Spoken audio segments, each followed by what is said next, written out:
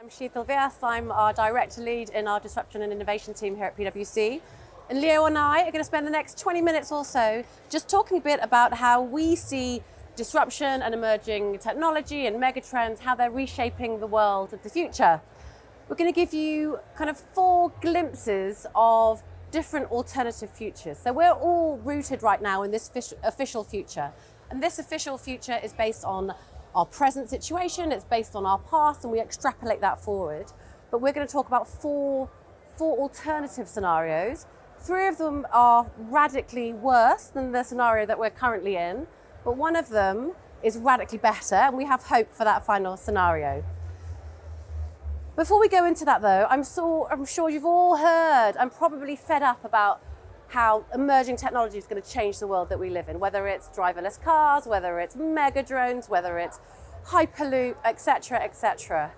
And that's quite possibly true, but we think it's more complicated than that. Emerging global trends, mega trends, are also going to have a part to play. So things like demographic shifts in population. The LBS have a study at the moment, and they say that a woman born today in Japan, the US and Germany has a 50% chance of living to 100 years old. That compares to a woman who's 100 years old today having a 2% chance when she was born. Other emerging trends, such as power shifts between countries. So India is predicted to take over the US as the world's 2nd largest democracy by 2050. Other trends, such as migration to cities. At the latest count, there was 1.5 million people every week moving to cities. And add on to that climate change, resource scarcity. All of these are going to have a huge impact on our world. So how does the world react to that, especially if we continue at that current rate? Well, we've developed these 4 scenarios based around 2 key ideals. The first is whether we embrace technology and we truly innovate, or whether we regress. And the second ideal is around whether we continue on this road of centralization or we distribute. Thank you, Sheetal. Okay, so there's a lot of hype about disruption. Just to sort of get a sense of the mood of the room, is any of this stuff credible? Is any of this stuff coming down the road? So just raise your hand maybe if you think any of these following are gonna happen in our lifetimes. Driverless cars. Okay, driverless cars gonna happen? I'm seeing a lot of yeses. Okay, what about artificial intelligence that is really pretty smart? Okay, that's a lot of yeses. What about this? I'm gonna lose you on this one. What Larry Page is investing in 2 of, basically driverless cars that can then take off and go up in the air. I'm seeing that half the room. Okay, Hyperloop, London to Edinburgh in 41 minutes. They can't brake or stop yet, and they can't turn. Apart from that, it's great. Okay, but a few yeses. A kid born today, what's the oldest they could live to? Is it more or less than 150? Less, I'm hearing some lesses. Could be more, could be more. So, Sarah Harper, gerontology at Oxford, professor, says it's 150 that's already kids alive, maybe your kids, your nieces, nephews. Aubrey de Grey says that with synthetic biology advances, that's ridiculously low. That if you're under the age of 50, which I can see that everybody in this room is, okay, or you're all doing really good Botox, he says you've got a 50-50 chance of achieving this thing called longevity escape velocity, which is literally the scariest phrase in the English language, which means that the rate of life improvement per day is more than 24 hours per day. So every day you wake up, it's like the clock has been wound back. You've got more net years left to live. You become the gift that just keeps on giving to your kids, to your grandkids, to your great-great-grand, none of whom will ever have a house, by the way. And by the way, if you think you have a pension, let me just establish a little iota of doubt about that. Okay, what does any of this set of technologies start to mean to our businesses that have grown up with a whole set of business models that were about efficiency, that were about scale, that were about doing things fast and smart and good?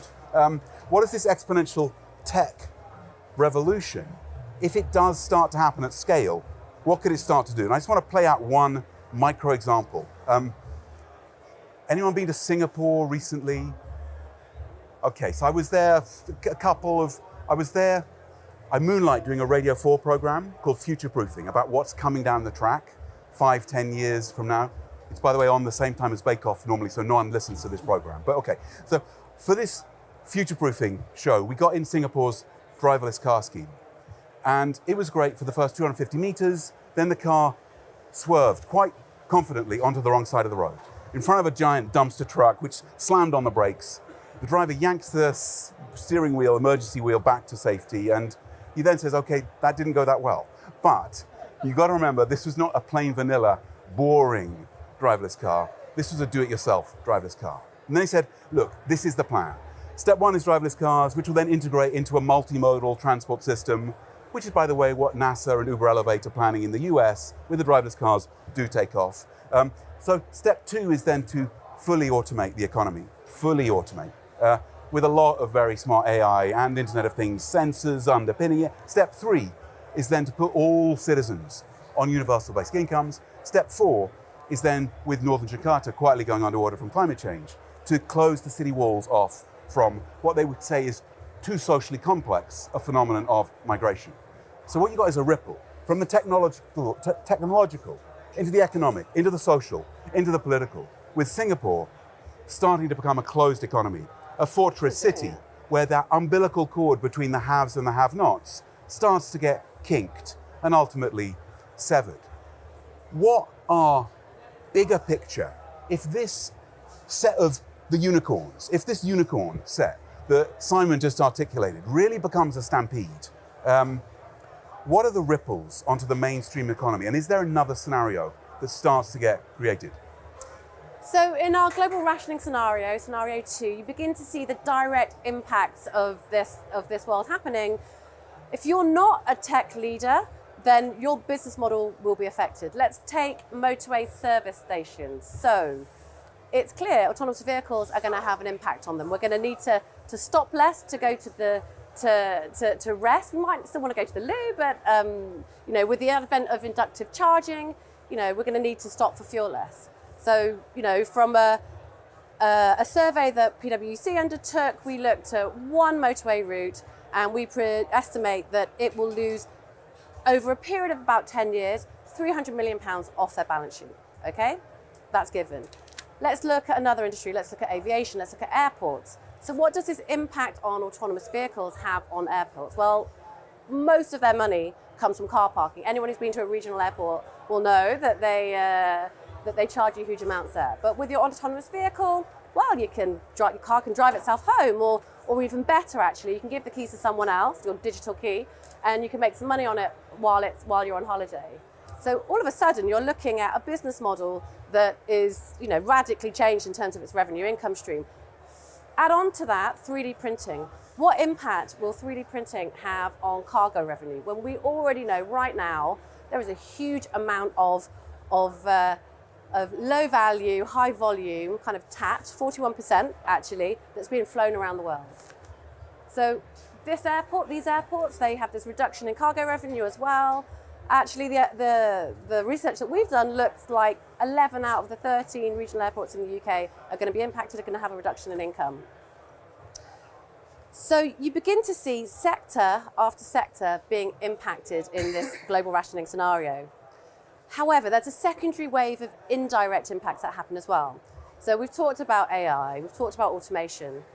The Oxford Martin School predict that 47% of white-collar jobs will be lost to automation by 2035, not far away at all. So you could argue that in this scenario, actually, the advent of automation could increase the number of jobs. We create jobs as well as losing jobs. And we have this emergence of this great digital emerging middle class. But it might not happen as well. And we do know that right now there are lots of low-skilled jobs that are at the risk of automation. So if we do see this long-term tech-driven unemployment, then we're going to see some impacts of that. We're going to see deflation. We're going to see this kind of consumer model that we've got right now, mass consumer model of high volume, low value products being sold to consumers being impacted because you've got a reduction in your customer base. Let's take an example of that. Let's take short-haul flights. Do you think the profit made on a short haul flight, say from London to Lisbon, is more or less than £10,000?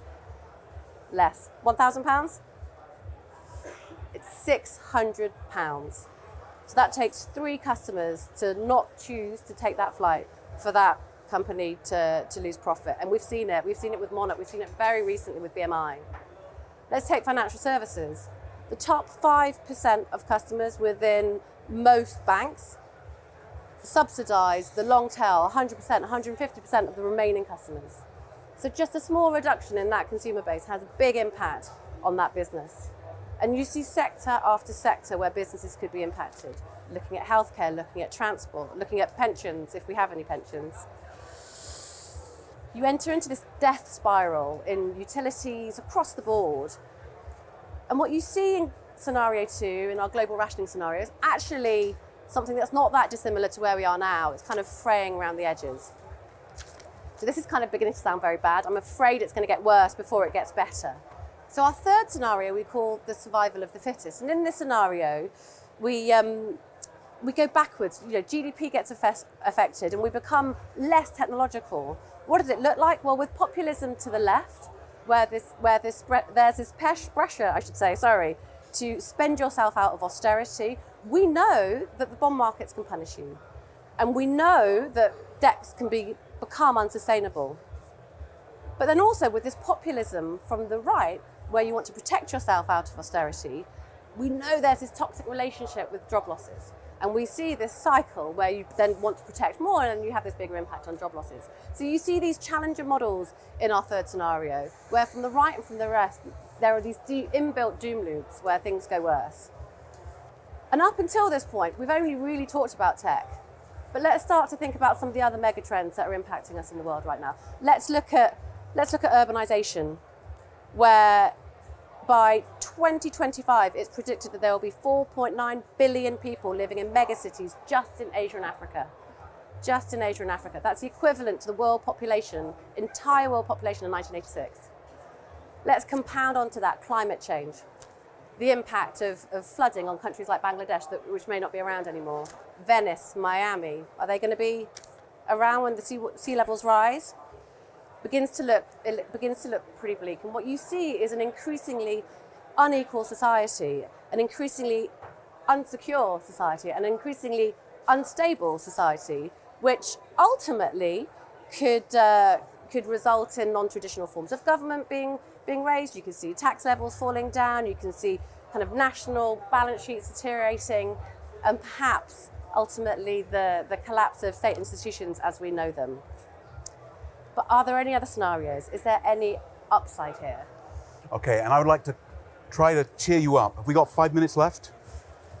I want to start cheering you up by referencing one of the great political philosophers of our time, which is Marilyn Monroe, okay?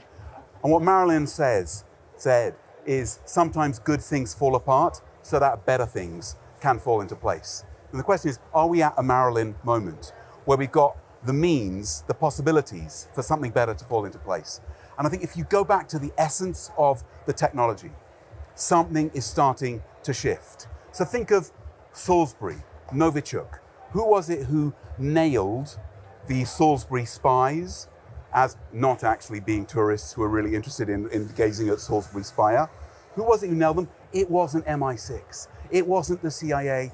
It was Edward Higgins and his team, a couple of people in pajamas who had access to the open source military medals database, a bit of facial recognition, screenshot technology, and the flight paths. And they managed to figure out, yeah, these were the 2 agents who looked like they did it. If you think of Sophie Power, an ultra marathon runner who was fed up with collecting her kids from school and realizing that the air quality was worse in the car 20 times the NOx than the roads she was running through, and who hacked her own way into creating the air bubble, which removes 90% of the toxic air pollutants in the car, and then partnered up with Stella McCartney to try to scale it up. If you look at the DIY biohackers who are making their own dialysis machines with $500 of equipment.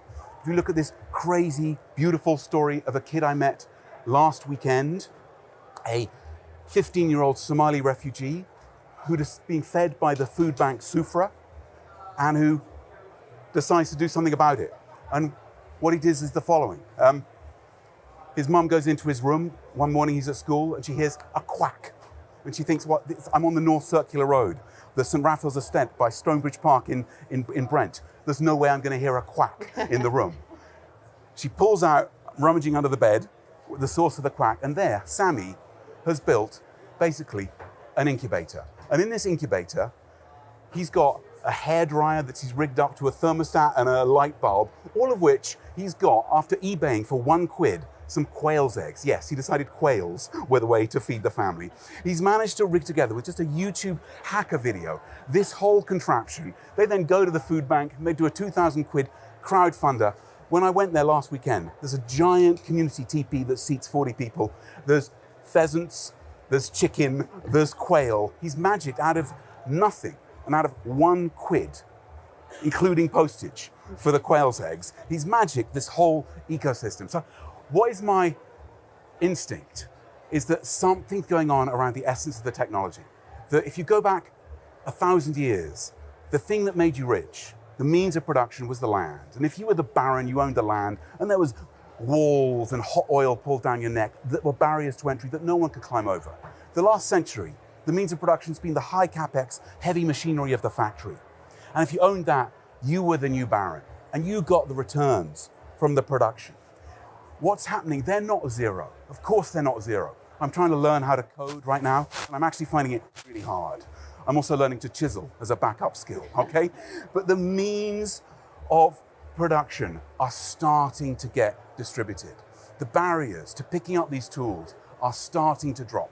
And it's open source data, and it's open source software and hardware, and it's microprinting, and it's the 3D locally distributed tools that we can start to pick up and use. And what I think is the potential now is to have a new model of growth that's innovative again, but it's not just putting power into the hands of the top right, an algorithm owning class who get the superior returns, who get the monopoly effects, who create the networks that actually disempower the rest of us. It's a deployment of technology that creates a wave of empowerment.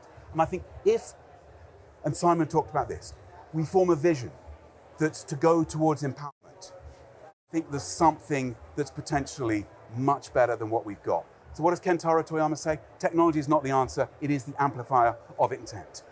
We can understand these dynamics. We can get clarity about what is going to come to us. We can try to develop the agility where we map the signals. We understand what is hitting hardest and where we need to reframe our business, where we need to take cost out and optimize, where we really need to transform. But the crucial thing is the vision, the decision about where we want to go. And then we end with one example, which I think is the essential territory we got to go down. We got to solve the local problems, for sure. But I think there is no more territory that is independent of the global. We are facing potentially 140 million climate refugees. How do we solve these global problems as well and grow our businesses by solving them? Take a case of a British business, Copper. They took the hardest nut you could possibly crack, the 1.4 billion people who are powerless because they have no power. Give them a solar light, useless if they don't have the money to buy it. Put a SIM card in it, then suddenly you can lease it with an asset finance model for 50 to 60 cents a day. With that, you've got a banking system. You've got the chance to get microinsurance, flood-based, drought-based payments into your bank account. You can then get a microloan for the Kickstart hand pump, $36. Gets you access to the underground water table that's there in 98% of unirrigated sub-Saharan African land. Triples the crops you can provide, took incomes up from $180 to $1,800 a head in one study. Why do I think we are at a Marilyn moment where it might actually happen? Because if we go that route, if we define that as the vision, there's two 10Xs we can create. The first 10X is you're taking incomes up from 180 to 1,800.